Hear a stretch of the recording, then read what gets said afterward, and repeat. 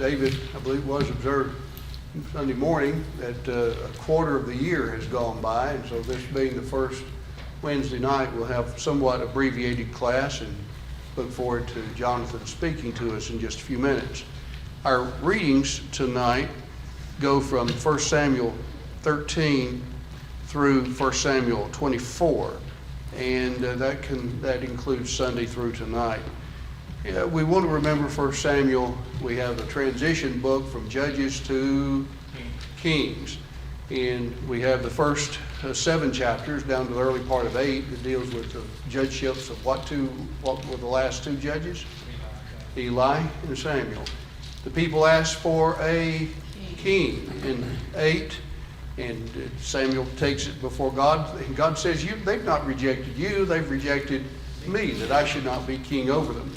And so then we have those early chapters where Saul is eventually anointed, and then where we ended in Sunday morning, 1 Samuel 12, Samuel has a speech that he gives Israel, which is a type of a renewal of the covenant that he wanted them to remember. And then 13, 14, and 15 are Saul at full strength. Each of those chapters show that there's a real character flaw with Saul. What is it? He basically what? Self-willed. He's self-willed.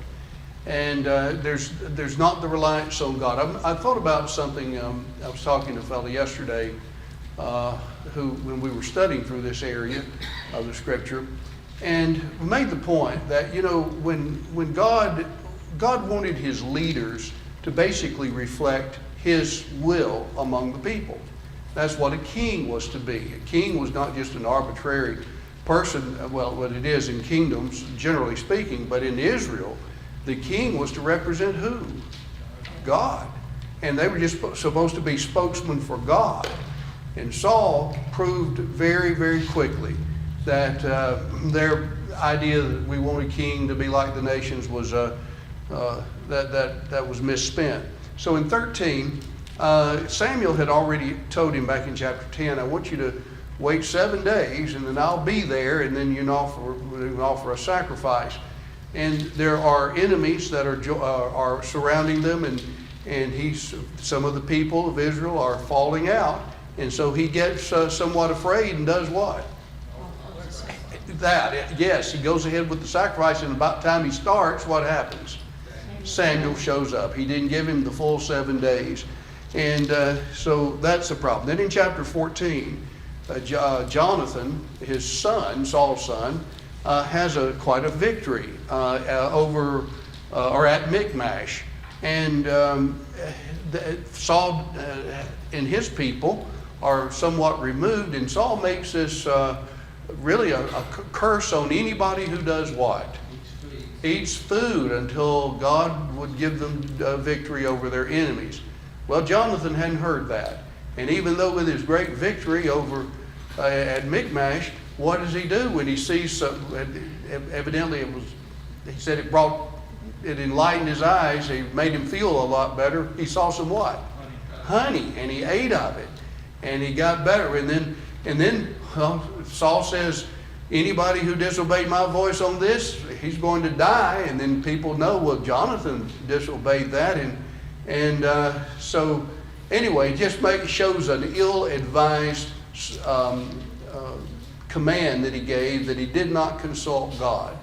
And the third thing in chapter 15 that indicates his self-will, as I think Janet well said, is the fact that Saul told him to utterly destroy the Amalekites.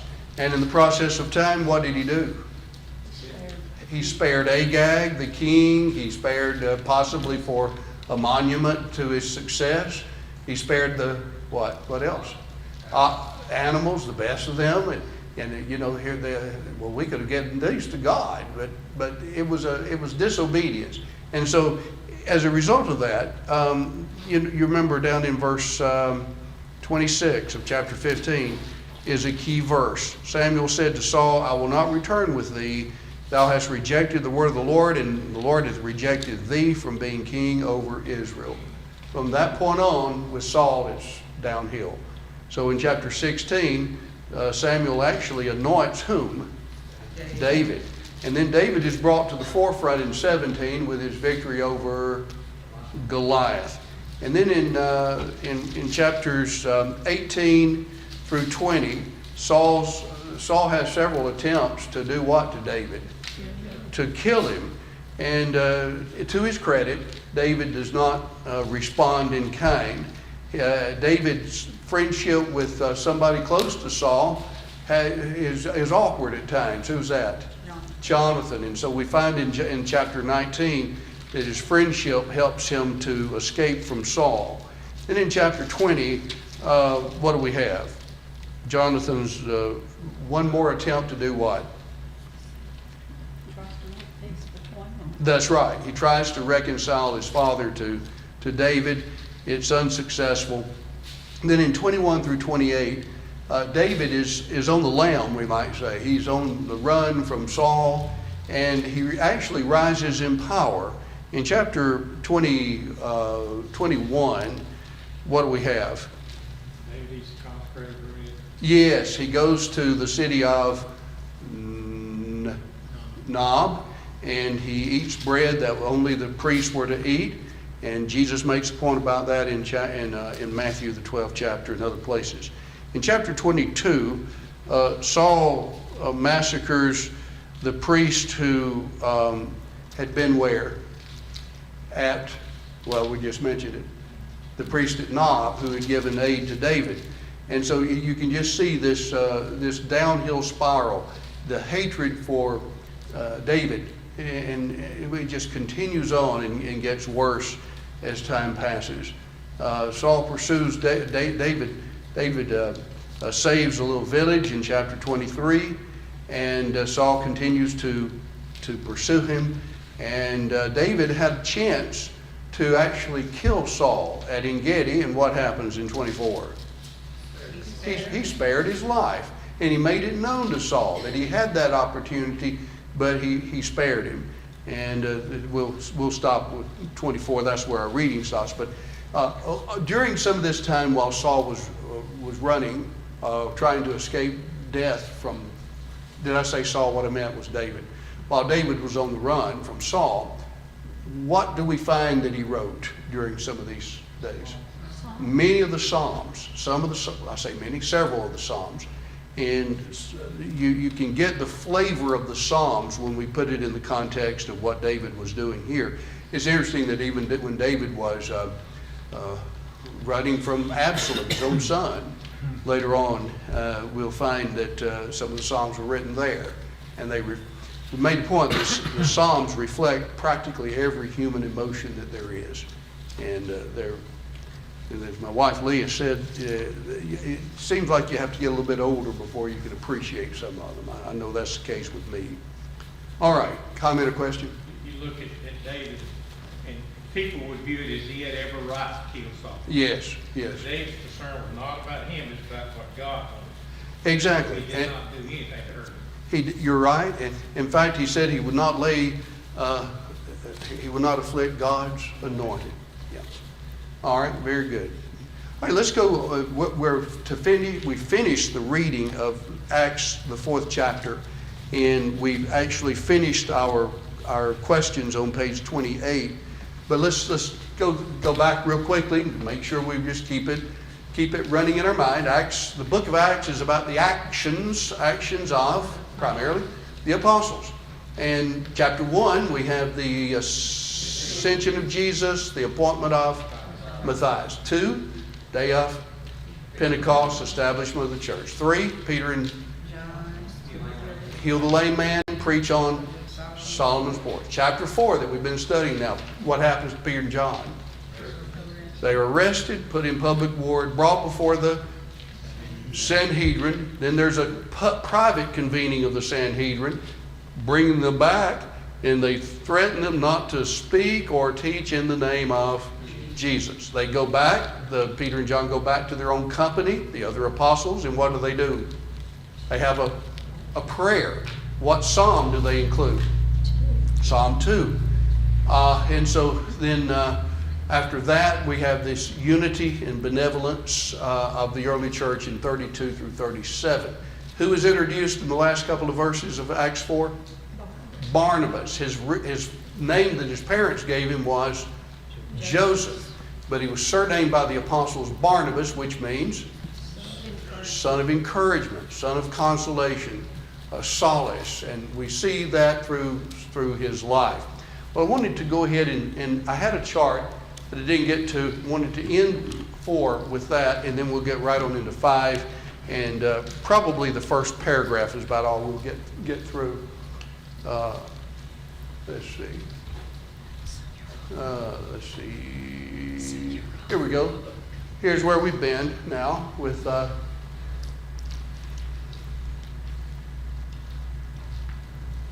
with chapter 4, the unity and benevolence of the early church. And we talked about this Sunday morning, and then this was the last chart I used, the benevolence. It was a matter of, it's not communism. We talked about that. We went through these charts. And then overall, this was the last chart we had, that from the New Testament, what it teaches relative to benevolence, there seems to be 2 overall situations. Ongoing, frequent, first day of the week contributions, planned, purposeful, proportionate, giving in church treasury, 1 Corinthians 16, and then the other passages that deal with it. Then emergency situations that we're talking about in Acts 2, Acts 4, and we see that. And I mentioned in the last note, it's evident that the early church under apostolic oversight was taught to be generous and liberal in their giving, and the same should be true with us. This is a slide that I wanted to share that is about Barnabas. And this is in your notes, this part. Likely Barnabas is here mentioned specifically due to at least 2 reasons. One, for his genuine benevolence that's contrasted to the hypocrisy of Ananias and Sapphira in chapter 5. And it's also likely due to the future prominence that he has among the apostles and really throughout the rest of Paul's life and the rest pretty much of the New Testament. I'd like for us to look at just some of these passages real quick, because we'll see Barnabas introduced, and we just want to get his what happened. Chapter 4, 36 and 7, without looking, we've already gone over it. He had a what? A field. He sold it, brought the proceeds, and laid it at the apostles' feet. All right, so he was benevolent. Look at chapter 9. Those of us who study more of Acts, who is converted in chapter 9? Saul of Tarsus. And the last time, in the early part of the chapter, the last time the saints in Jerusalem knew anything about Saul, he was doing what to them? Persecuting, yes, bringing out men and women and committing them to prison.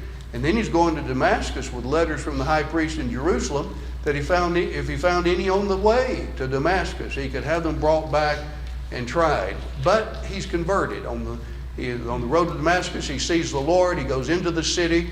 Ananias comes to him, preaches to him as to why the Lord appeared to him, qualified him to be an apostle. And so then he goes in, he preaches in Damascus. Then we learn from Galatians, the first chapter, that he goes into Arabia. Then he returns after 3 years. Then he goes down to Jerusalem, and that's where we pick up in 26. So it's been 3-4 years since they saw Paul. And he comes there, and when he was come to Jerusalem, he essayed to join himself to the disciples, and they were all afraid of him. That's Acts 9:26, not believing that he was a disciple. Well, what did Barnabas do, though? Yeah, he took him, he brought him to the apostles, declared to them how he had seen the Lord in the way, and spoken to him how at Damascus he had preached boldly. And so then, through Barnabas' efforts, Saul was basically what? Introduced to the saints in Jerusalem that earlier he had sought to destroy. It was Barnabas who was kind of in the breach there for Saul. All right, in the 11th chapter, real quickly, the church at Antioch is doing well. Jerusalem hears about it. And so whom do they send to encourage them?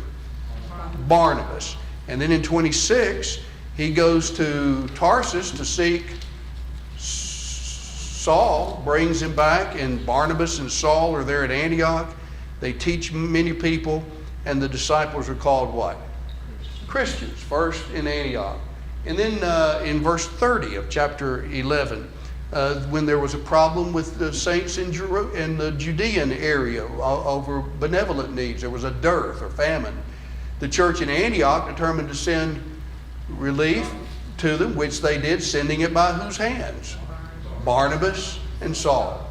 And then in chapter 12, the end of that, notice Barnabas and Saul returned from Jerusalem when they had fulfilled their administration. That's the taking of the funds from Antioch, taking with them John, whose surname was Mark. You remember the relation John Mark had to Barnabas? Yes, probably a nephew that we have. And then in 13 and 14, we're not going to take time on this. Barnabas is with whom? Paul on the what? First journey. That's right.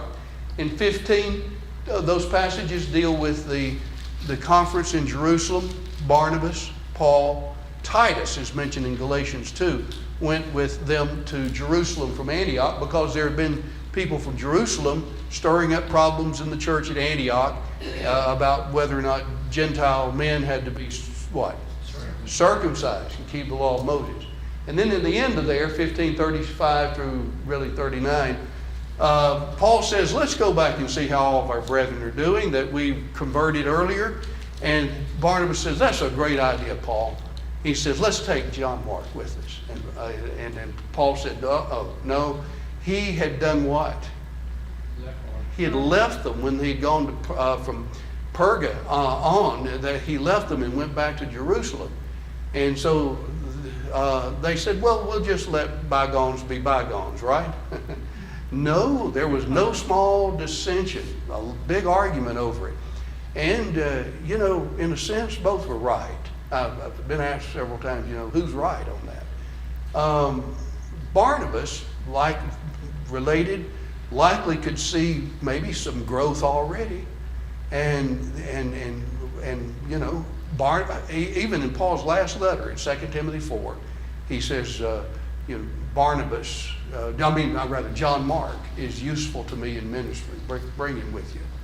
There was a closeness there, but likely Barnabas maybe saw. I think he's grown since then. And Paul didn't want to take any chances. He left us. This is rugged territory, and we just don't need. So, and so there's no small dissension. So really, they doubled their efforts. Paul took Silas and went northward to Syria and Cilicia, and Barnabas and John Mark went to the Isle of Cyprus. And so we see that there. Galatians 2, we find in those early verses that Barnabas is with Paul and Titus when they go to Jerusalem for the conference there. And then later on in verse 13, Paul rebukes Peter to the face because he said he stood condemned. While they were at Antioch together, Peter had been socializing with the Gentiles. And when Judaizing teachers came from Jerusalem northward there to Antioch, what did he do? He withdrew from them. And Paul says even Barnabas was taken away with their hypocrisy or dissimulation, the older translations say. And so Barnabas was a part of that. And then in Colossians 4, what do we learn? John Mark is what? What's that, Patty? I can't hear you, I'm sorry. That's right. We learn about the relation there. Either a nephew or cousin. The language is a little bit ambiguous on that. All right. That's a little bit on just so we'll know. Barnabas is a huge character in the rest of the New Testament. And he's introduced here in chapter 4. Comment or question? That's a great lesson, really. You could just run all these passages and talk about the need. But,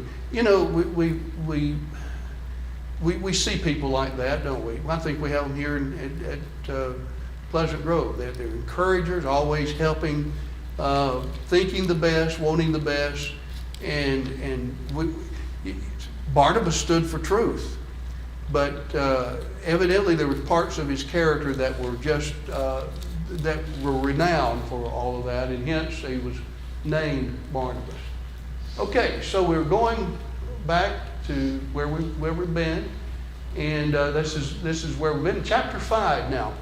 Remember 4, Luke summarizes what's happened, that they're unified. When a need arose, they took care of it.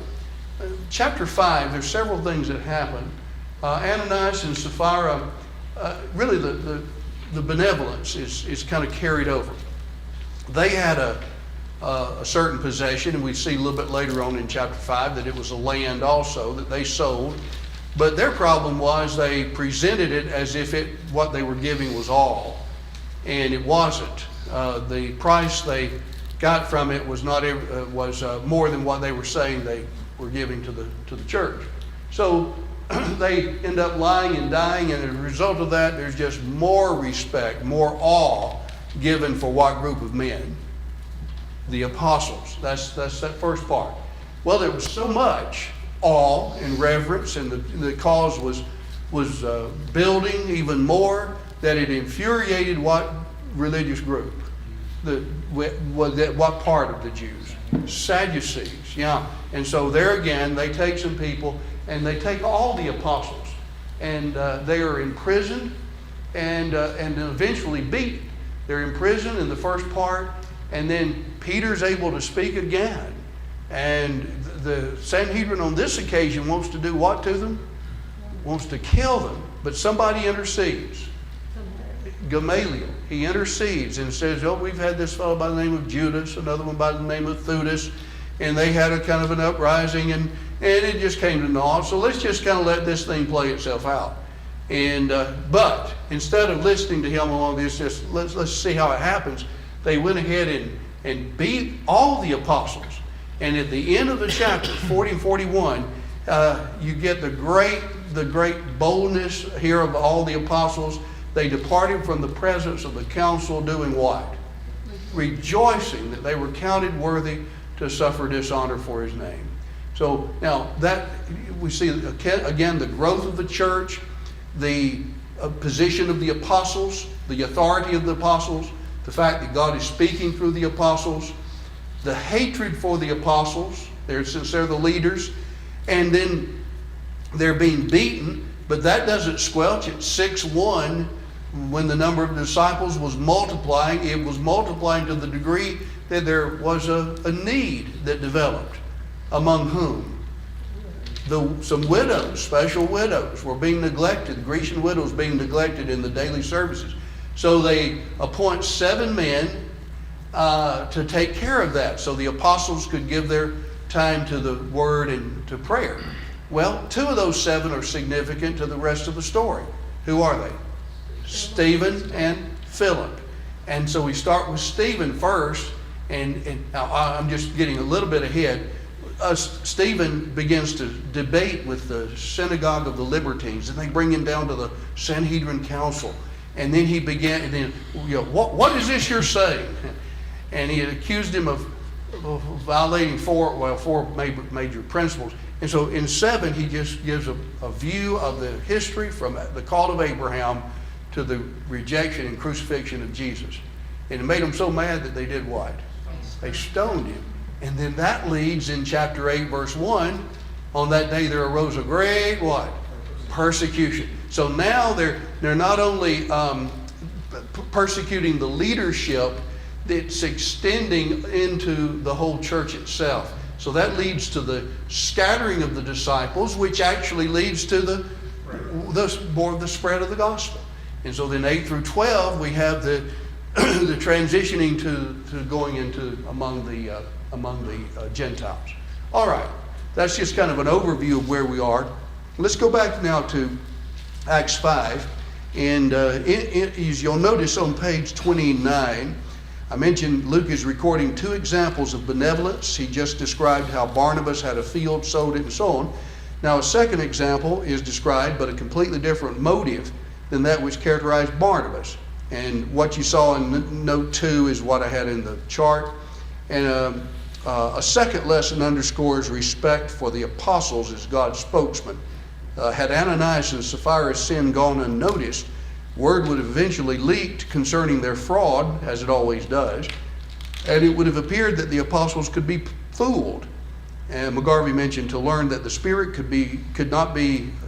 that spirit could be deceived would have undermined the whole fabric of apostolic authority and might have overthrown the faith of many, if not all. So we'll notice that when all this happens, just look ahead.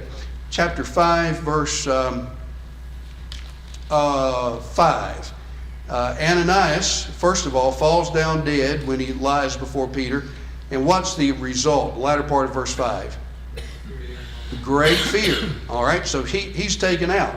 About 3 hours later, Sapphira comes in, and Peter says, "Now, just a quick question, Sapphira. How much did you say that y'all sold that land for? Was it this much?" And she said, "Oh, yes, Brother Peter, it was this much." And he says, "You've agreed to lie with your husband about this, and the men who took out your husband are here to take you out." And she falls down where? At his feet. And what was the result? Verse 11.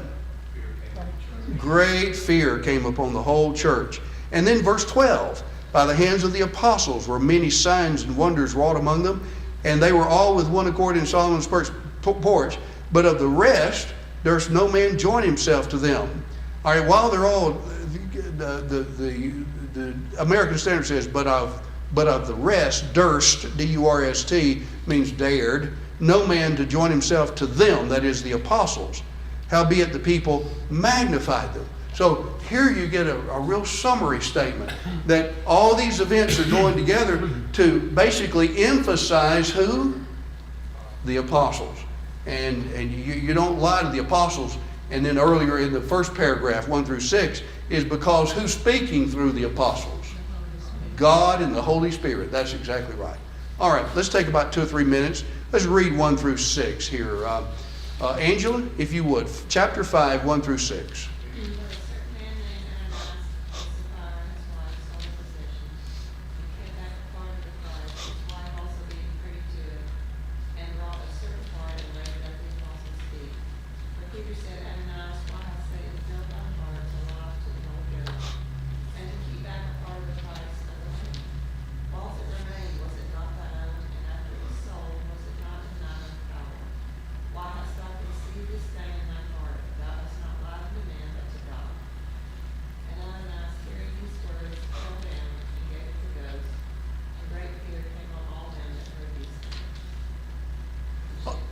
Yeah, through 6. And they arose, wound him up, and carried him out and buried him.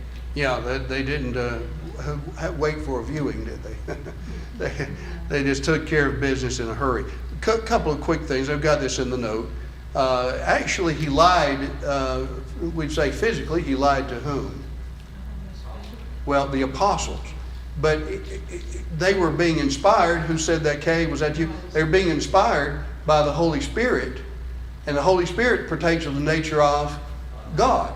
So you have all of that. In verse 3, Peter said, Ananias, why has Satan filled your heart to lie to the Holy Spirit? End of verse 4, you have not lied unto men, but unto God.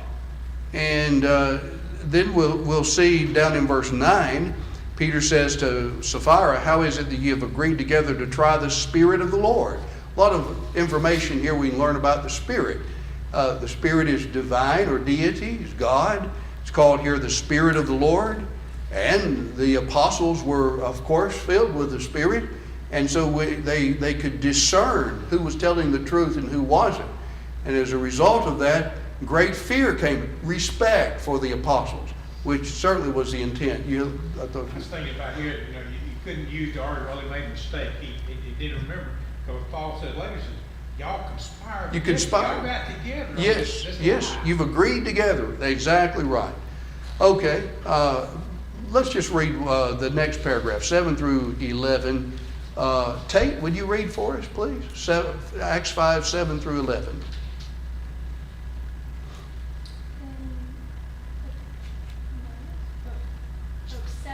Yeah, chapter 5, verse 7 through verse 11. Now it was about 3 hours later when his wife came in, not knowing what had happened, and Peter answered, "Tell me whether you sold the land for so much." And she said, "Yes, for so much." Then Peter said to her, "How is it that you have agreed to gather to test the Spirit of the Lord? Look, the feet of those who have buried your husband are at the door, and they will carry you out." Then immediately she fell down at his feet and breathed out her last. And the young men came in and found her dead, and carried her out, buried her by her husband. So great fear came upon all the church and upon all who heard of these things. All right, very good. Thank you. So here, the couple, which one is which? Who is the husband? Ananias, and Sapphira, the wife. Both of them. He dies first, and then she agrees and lies to Peter and ultimately to God, and she dies. And great fear came upon the whole church. And then verse 12, again, we just end up with that. Many other signs and wonders were wrought among the people through the apostles. And where was their congregating place during all this time? Solomon's porch, that's right. But while the people appreciated the apostles, they kept their what? We might say they kept their what from them? They kept their distance. Yes, there was such awe for them that no man joined himself to them, howbeit the people magnified them. And believers were the more added to the Lord, multitudes, both of men and women. 14 is another summary statement. All right, comment or question, anybody? Yes, sir. So this would have been in a big area, so a Yeah. lot of people have been a witness to what just happened. Yes, yes, exactly right. And in the temple precinct, in the courtyard there around where we mentioned 35 to 40 acres, and yet a freestanding roof was such that they could meet in even inclement weather. So they're all there. It was a very public place, and you're right, a lot of people were here. You think they've just seen them heal a man lame man. Yeah. Now he knows the heart of this man that he's alive. Yes. That would cause fear in me. Exactly right. One quick question: how many days transpired between chapter 3, verse 1, and most of chapter 4? How many days?